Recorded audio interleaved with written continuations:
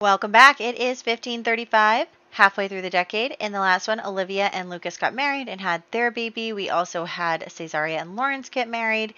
And we also have, oh, what's her name? Rebecca, who is with Thomas, wherever he may be in this. Probably under here somewhere. Yeah, Thomas, he has gotten Rebecca pregnant. So there's also that. Honestly, I'm going to admit I forgot about Basil and Rowan for a little while. Also, is Rosamund getting married? She is. Where is she? Is this bad? Where is she? Where is she living right now? Rosamund? Oh, I remember now. I had a vampire kidnap her. Okay, we're good. We're good. I'm like forgetting everything that's happening in this game. Okay, so let's start with the birthdays and we'll come back to what's going on in the world. So Adam Cruikshank was born last year. He can't get an 8 or 16. He survived. We have Allison Watson and Albert Landgrab III, who can't get a 7, 14, or 19. Check and check. That was a close one. Heath Dubois II can't get a 2, 4, or a 6. He also had a close one. Nicholas Gainsford, who is the only thing standing between Lawrence and a title, can't get a 7 or a 13. Oh, that was also close. Everything is so close. And will he get married? Can't get a 1 through 5. Wait, is it 5 inclusive? 1 through 5 is never marry. You guys, the title will be going to Cesaria and Lawrence's children. Oh my gosh. Okay. That is so exciting, actually. Okay, so Arthur and Larkin and Sarah Goth can't get a 3 or an 18. No 3 or 18. Arthur! Oh my gosh, I can't believe Arthur just died. He had so much going for him. You know what? This was kind of good, though, because I think he, like, wasn't going to be able to get married or something. Oh, no, he was. Oh, Arthur was like, there's a dog and a squeaky toy behind me. Arthur was like the only other one who was going to have kids. Oh, Arthur. Oh my gosh. Okay, well, we'll come. He was going to be so rich and have such a good life. Oh my gosh. Okay, Felice has to get a 7 or higher. She did. And then Siobhan is passing away this year. Oh my gosh, I can't believe it. Arthur, you were like the only one. I guess he's not the only one, but like, I don't know. He had so much going for him. Okay, so anyway, now that being in a cult is illegal, we have to do occult roles for everyone. It is getting so loud around here. It's probably because it's time for everybody to start coming home from work. So that is probably why. Anyway, so for this is just for vampires. I guess, what role should we do? Okay, let's do these, but for everyone, because I'm not going to bother changing it up for spellcasters. So a 9 on a d10 if you're an occult, an 18 if you're a human, and then if you get a 3 after that, you pass. So we have living here, and if you live with an occult, you have to do the human role. So Violet Larkin is actually a spellcaster, so she can't get a 9 on a d10. Oh my gosh. And then she can't get a 3. Oh, that was a close one, Violet. Tobias can't get an 18. Neither can Werner. Okay, they're fine. They're the only ones that are currently still living here in Newcrest. Every other occult has decided to leave for Forgotten Hollow and join that side of the war. So we have the Gamals here. They're not the Mistress family. They're the Gamal family. Sorry, I have 2 dogs in here now, so they're having a good time. Okay, so first let's go with the Stroud family. So we have 1, 2, 3, 4, 5, 6, 7, and then Rosamund is the only human. So we can't 7 of them. 1, 2. Oh my gosh. What just happened there? Okay, we have to roll for both Eleanor and Bennett then. You guys saw that happen. Eleanor? Oh my gosh. Eleanor. Oh my gosh. I cannot believe Eleanor just died after everything. Eleanor. Hold on, I have to write this down. Eleanor. Oh my gosh. Oh my gosh. Oh my gosh. Okay, she got a 3. Okay, then we have 1, 2, 3, 4. We have 4 more of them. 1, 2. Oh my gosh. I can't even think straight. Both Arthur and Eleanor. And then we can't get an 18 for Rosamund. She's fine. Over here in the Gamal household, let's see. 1, 2. Actually, Siobhan's dying this year, so don't worry about her. I just let her go there. So 1, 2, 3, 4 humans. 1, 2, 3, 4. And then I think just 2, 3. Okay, 3 spellcasters. 1, 2, 3. Of course it was Eleanor. Eleanor's going to be the only one who died. Okay, Thomas, Odelgard, Rickson, and Crispin. Thomas, Odelgard, Rickson, Crispin. And then, does Crispin die? No. Okay, Crispin lived. Ay, ay, ay. Of course Eleanor's the only one to die. This is just so unfair. All right, well, that's the first round of occult rolls. We're going to be doing that for the rest of the decade. So I guess I'll come over here and do Eleanor Larkin died. Oh my gosh, you guys. Okay, who even in our family is going to have babies? Okay, hold on. Let me go to Gabriel here. Okay, he got married, but he's not having... Okay, for the stepkids, he got married, but he's not having kids. Okay, she got married and she is having kids. She's still alive. Wait a second. Felice? I don't think Felice is still alive. Didn't she die? Because we remarried him. Didn't we? No. Is that her? Oh, right. She ran away. That's right. Thomas is not going to marry, but he is having a baby out of wedlock right now. And then Beatrice is not marrying. She's a mistress. We don't know. We don't know. He was supposed to marry and have kids. She's supposed to marry and have kids. She's marrying and having kids, marrying and having kids, marrying and having kids. Okay. Okay. Well, you know what? It could be worse. Anyway, I'm so stressed. Where is, okay, he's over here, Tobias is. All right. Well, now I have to reevaluate what I'm doing with Arthur because he's dying. So, anyway, let's hop into the game. Alrighty, so here we are in our house. Again, I moved in our 2 younger brothers who honestly I forgot existed, to be 100% with you guys. I forgot we had 2 more younger brothers. So we're also going to have to deal with them. Just making sure that we, find matches for them and everything, which will be good, I think, since I think they're aging up in like the next 2 years, next year and the year after. So they'll be teenagers. They'll start their drama.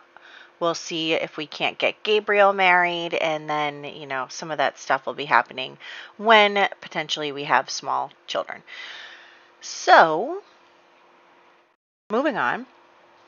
I decided that even though Arthur is going to die this year, I really wanted him to be able to have his happy ending in a way. So I'm going to start off the year by getting him married to Apollonia, and the 2 of them will have their wedding and be happy, and everyone will not freeze to death at this wedding because I really don't need that right now.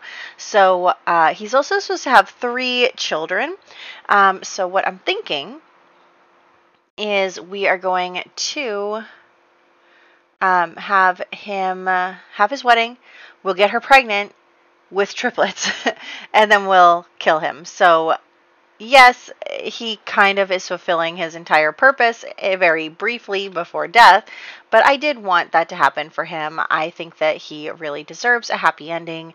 I even though he's going to die young, he needs to come full circle here. He was an affair baby. He had a hard childhood away from the rest of the family, was suddenly taken in by his father, and was, put into this position in the family because his father was struggling to have boys and all this stuff. And, it was definitely difficult for him growing up, but as a teenager here, he's really found his footing in finding his craft as in the jewelry making business, and being able to make a lot of money and make his father proud. Gabriel really appreciated that Arthur was like the only one of his children who really wanted to make something of himself in the same way that Gabriel was ambitious. So Arthur was a lot like Gabriel in that way. And so he definitely, reminded Gabriel of himself, and he's worked really hard. He found his true love, and they have been working on the business together and just making sure it booms and like it's just doing so well. And, she's going to continue to have it do well after his passing. She's definitely going to take control of the jewelry making, gem mining business part of our family. So I randomly generate her pregnancy and she's having a boy, so then I just add another boy and a girl, so I assume that she'll have at least one son survive so that they can continue to do the jewelry making business under the Larkin name and everything. So I think that, they definitely succeeded in their lives. It is really sad to lose him so young, obviously, but I think that his family will be okay. Apollonia herself, she had a lot of struggles with her family. She really ran her family very well. And then, of course, as soon as she started trying to look for a life of her own, she kind of got shut out of that part of her life. And it was really hard for her, but she was able to find a new purpose and a new,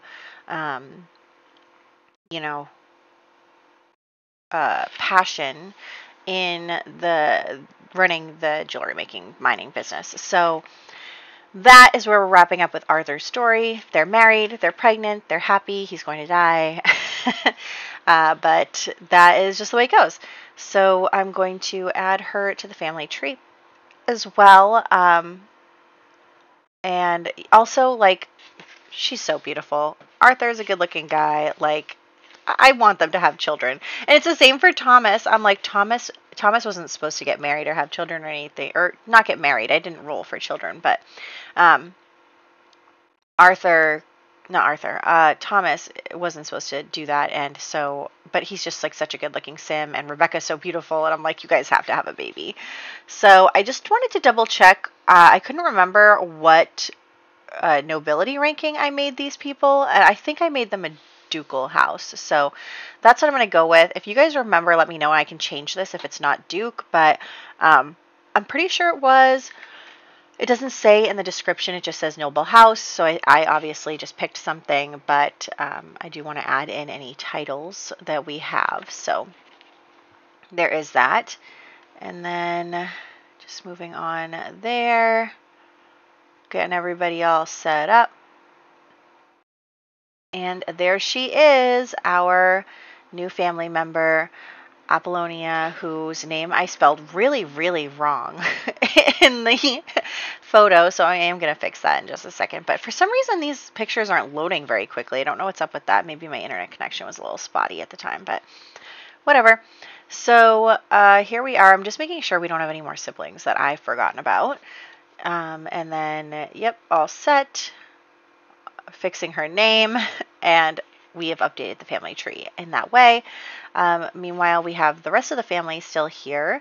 We have Thomas and Rebecca, who are expecting a baby. They're like not in they're going to get married, but they're like not in a super hurry to get married. I think that, they're kind of hiding Rebecca here just because she is obviously very pregnant. And then on top of that, her parents just kind of fled town. So they're not really going out to, get married in front of the whole town when there is some drama going on. So I think that they're just hoping to do things quietly. They are not yet going to elope. They'll probably worry about that a little more after she has the baby. So, but we know that he didn't roll to get married, so sorry guys. But yes, so I was thinking about Gabriel once again. I remember, a while ago, oh, she's in labor right now. Maybe I'll come back to that Gabriel thing in just a second. We're gonna have the baby. I don't know where our crib went. I have no idea where that went. But anyway, she's going to have the baby, and it's a girl. So it's a girl, and we're going to roll for her, and she does survive. Also, her last name is not Larkin. It's Leddit. I need to change that in just a second. But there she is, Rowana, something like that. And she is our new baby. And unfortunately, because we know that Thomas is not supposed to marry, but I did want him to have a baby. So I'm going to say that Rebecca died in childbirth. She didn't have a lot of support. They were trying to do everything in secret. There were some complications that they weren't prepared for. And Rebecca did end up passing away. So Rebecca passed away, and but Thomas did get to have one baby. He is not going to marry or anything. And then tomorrow, once I fix the infant, we'll have him actually move out to go live with Alistair, who also lost his wife. So Alistair is all alone in his big house as well. So I think it'll be good for Thomas and the baby to go stay with him. So Thomas has been having a tough time as well. Everyone's kind of having a tough time because all of the stories are kind of culminating this decade. But yes, Thomas is having a bit of a difficult time. He, fell in love with Rebecca. They decided to be together against all odds. And unfortunately, she did end up passing in childbirth. So there she is. I mean, honestly, look at how beautiful. I hope her daughter looks just like her. She's so gorgeous. Actually, but Thomas is such a handsome guy, too. I hope she's a beautiful combination of the both of them. So yes, Thomas is taking care of the baby, and he's realizing that, his time in this household has kind of come to an end. He's ready to go stay with his brother, take care of his child, and kind of fade away.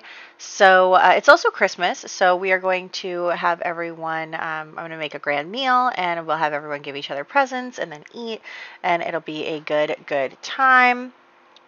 So there's that. And then, so Thomas is, you know what, they really need to start making it so that counters, certain counters are for certain rooms, really. Anyway, so here we are, just taking care of the baby, doing our thing, getting ready for the grand meal. There we go. And then we will, we also have a lot of Sims having babies this year. Just in general, right now, a lot of Sims have just gotten married recently and are now having kids. And honestly, I didn't even realize because I have two Sims, Isolda Gamal and Sarah Goth, who need to get married. I don't have any male Sims for them to marry, so that is kind of a problem. But we'll just kind of have to see where that goes. I'm kind of hoping that during the war, maybe some people die. I'll do some remarriages. I really only like to add new families in for our main household. For the side households, I kind of prefer to marry them to each other, so that the way that I build the population is like, if we're adding new Sims, we're adding them for the main household and for our story. We're not just adding Sims to be like out there doing nothing for us. So that's kind of my first little caveat to that. But anyway, Gabriel and the Holy Book. Let's come back to that. So Gabriel, as you know, in the past has gotten interested in religion. He definitely has been kind of influenced by Henry VIII and his version of religion and all that stuff. And so he has been definitely influenced in that way. He has been, he found the book that Lionel left behind, and he definitely was interested in that kind of stuff. But after all these conversations that he's been having with Genevieve and kind of re-evaluating his thinking, also we're having another baby that is, whose baby is that? Oh, Lawrence and Caesarea just had their baby. This guy is probably going to be the future Marquis, since Nicholas II is not having a baby, or not having a marriage. So anyway, yes, Caesarea is pregnant again, and she's doing great. And okay, so after all these conversations that Gabriel and Genevieve have been having, where they are, encouraging critical thought and all that stuff, and he's kind of realizing that maybe Henry VIII is wrong. Like, maybe he is just doing whatever he wants and kind of using the system for that, which we know is pretty true. And so he is just, studying, he's reading, he's thinking, and we are actually going to have him. Also, another baby is being born, and this is a light baby, and we're going to name her Elena. And so he actually is not going to join the worship of the Watcher. He is going to join, I believe it's the cult of the cow plant.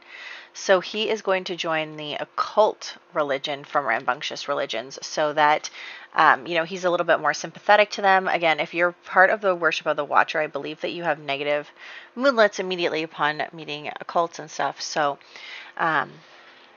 I didn't want that for him, especially since him and Genevieve are doing a thing. So I did choose the Cult of the Cow Plant for that reason, to see him doing his thing and kind of trying to be more sympathetic to both sides of this argument here in the war. So that's what he's doing. He is starting to get involved in that. I was kind of thinking that I've never really played that much with Rambunctious Religions. Like, I choose like a religion for them and then I don't do anything with it. So I kind of was wanting to play a bit with some of the things in that mod. So I think that Gabriel is a good opportunity to do that with.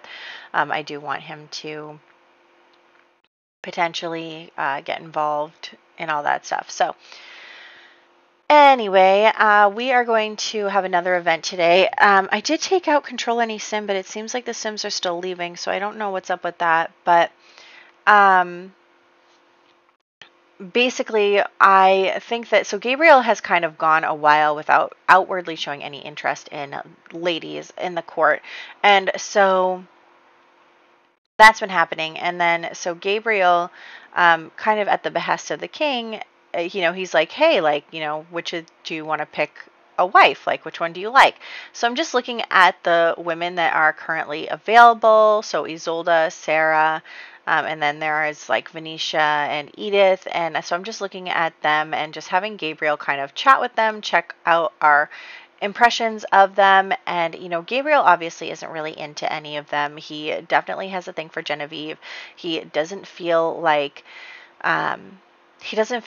any of them really are like deep like she is with him. Like, they have these really intense conversations and really deep thoughts and everything, and he just doesn't get that feeling from any of the other ladies. Not to say that they don't have any depth, he's just not really making the effort to get to know anyone else, mostly because he feels very strongly already about Genevieve. But he definitely danced with the ladies and stuff for because the king wanted him to.